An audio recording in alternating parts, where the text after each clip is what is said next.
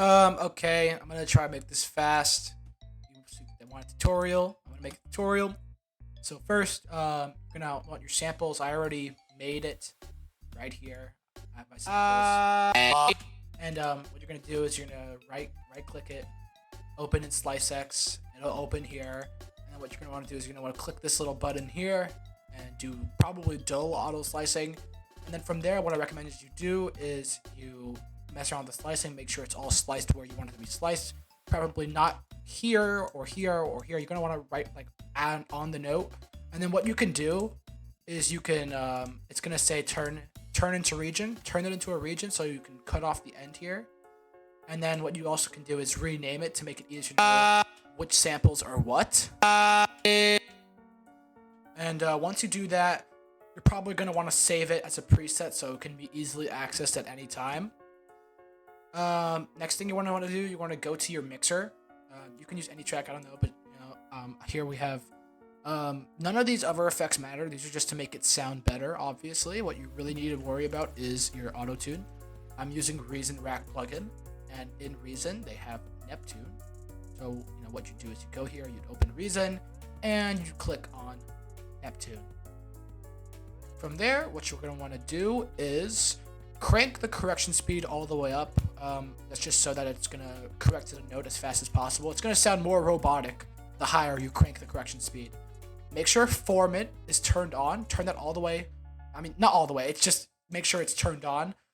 Depending on what your character wants to sound like. If you want it to be more chipmunky, you can put it higher or lower, like which is closer to Daddy Dearest. I just want my normal voice though, so we're just gonna put it at 0. Transpose is, shifting it up or down however many notes you want. So that could be helpful. You're gonna wanna, so initially it's not gonna show here, but you wanna click this gear in the top left, click that, click this little button here. It's gonna take you from here to here. And now here you'll see there's a MIDI area, and input port is gonna be set to nothing from the start, but you're going to want to set that to 1, or really whatever port your MIDI out is. So in your MIDI out, it's going to say select the port here. You can put it whatever port you want. Since we just have 1, we're just going to put it on the same port as our MIDI out. And what this will do is that when we go into our track here and we draw our pattern out, this will tell it what note to correct to. So I've already done that here. We have get to choose which value you want, and now you come here and you draw your pattern out. So originally you're probably going to want to use something like FL keys to know which notes you're actually placing. So and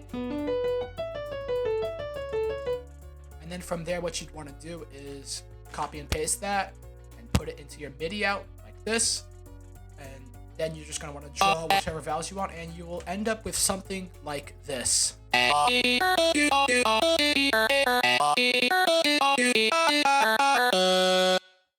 Now, again, it will sound different depending on what your samples are like. These samples, I recorded these in like literally one take.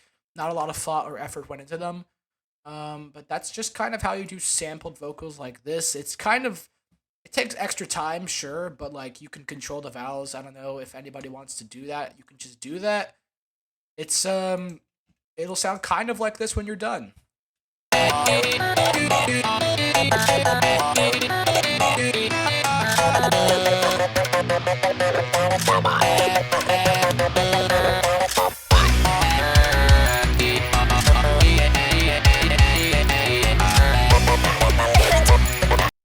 Okay, yep, that's it. I'm out of here.